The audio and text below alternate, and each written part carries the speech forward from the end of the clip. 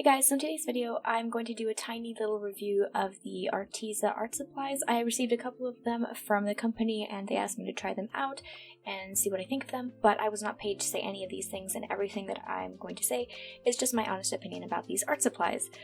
So firstly, I received a set of 48 watercolor real brush pens, and this set is $30.99 on their website, so it comes to 65 cents per brush, and these were pretty good quality. The only thing that I really disliked about these was that there were no color labels on the markers, and that made it really hard to know which colors you were using at a certain time, and it made using swatches really difficult because usually I just swatch markers and pens and that kind of thing, and then I refer to the color labels to be able to go get them, but I couldn't do that with these because they had no color labels.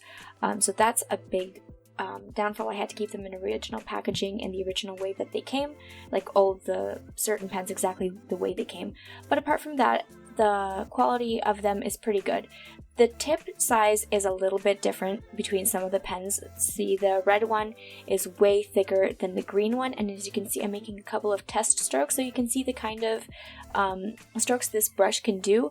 It has some texture strokes and they're a little bit drier, but that's on purpose. They kind of like it to be that way. Anyway, you can see that the red pen has much thicker, bolder strokes than the green one, and that's just something to keep in mind, of course, when you're making a product. Consistency is always very important, and so that's a little bit of a miss on their part for having some of the brushes be a little bit of a different size. But apart from that, the colors are really good. They are apparently light fast, so I'm very happy about that.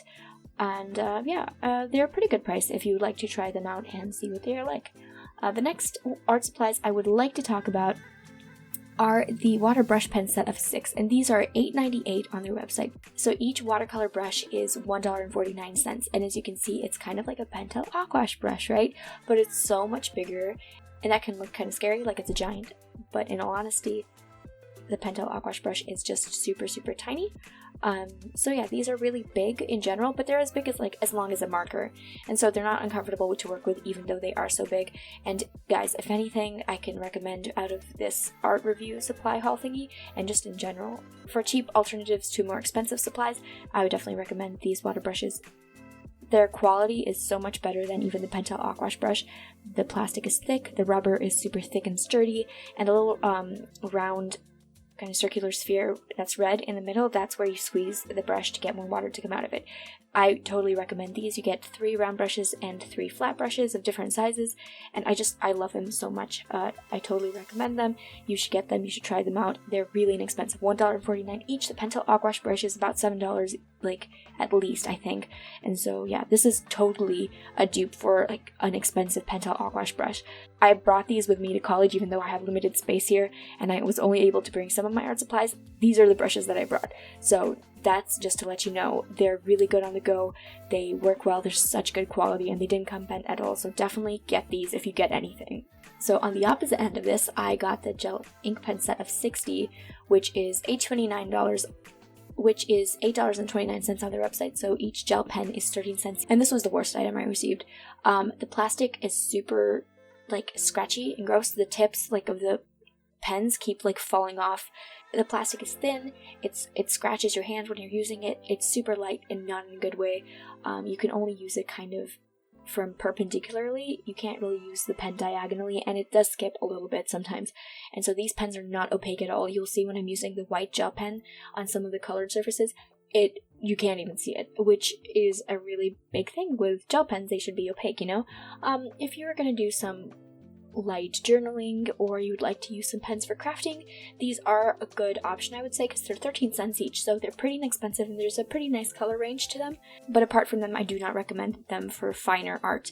So yeah, steer clear of those. If you would like a good gel pen for your art, such as for highlights or for pops of color in your drawings, I would definitely say stick to Sakura gel pens or the Uniball Signo gel pen. Lastly, what I received from them, it's not going to be used at all in this painting, but I just wanted to see what their pack of 14 11 by 14 inch canvas panels is like, and these are $15.98 on their website, so each canvas costs $1.14. And what was nice about them is that they came packaged all together, and then each canvas was individually wrapped, and so that was nice because usually when I buy canvases, they come like 3-2-1 wrapping. but these were all very protected, and the canvas was very smooth. It's also gessoed, which is great, but I have to mention the fact that these are so thin and flimsy and flexible.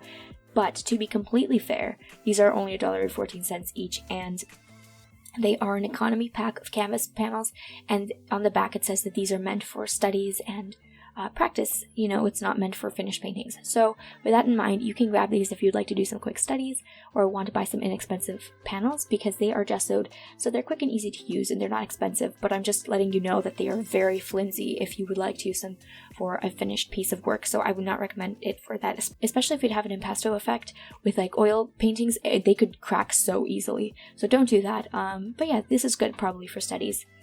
So this company is kind of trying their best to kind of combine a low price with some quality. And so yeah, I honestly think that hands down the water brushes you should get. Apart from that, the watercolor brushes are pretty good. As I said, they're not labeled. They're fun to experiment with, and I think I might use them again. They do create some nice lines, and the brush is very nice on them because they're actual individual brush hairs. It's not like a nylon tip.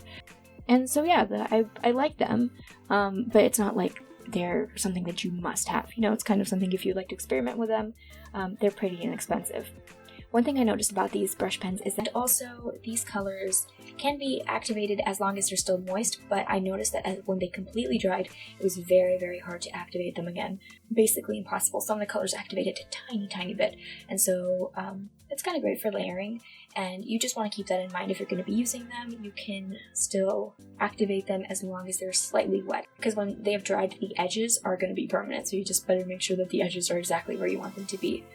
But yeah, I'm going to leave links to these art supplies down in the description if you'd like to try them out. As I said again, I'm not using affiliate links. I was not paid to say anything nice about these products. These are just my honest opinions on them. And I honestly can appreciate the fact that these are somewhat light fast. It's said that on average these colors are light fast, and from my experience that means that more of the warm tones will be light fast. Sometimes the blues and the purples will fade a tiny bit. But just like with any paintings and finished artwork, don't keep it in direct sunlight because anything will fade. I think the color selection is pretty good. As you saw from the swatches right at the beginning, you can decide for yourself if you like them or not. But, you know, just with layering and all that, you can achieve a pretty nice variety of colors. So I hope this review was maybe a little bit helpful to you. And if you saw anything that you liked, you can go grab it. Or if not, don't grab it, I don't care. But if you like this video, please give me a thumbs up to let me know that you liked it. And you can subscribe because I put out new videos every single Sunday. Or at least I'm trying to, for now, for college. Okay, cool. I will talk to you guys next week.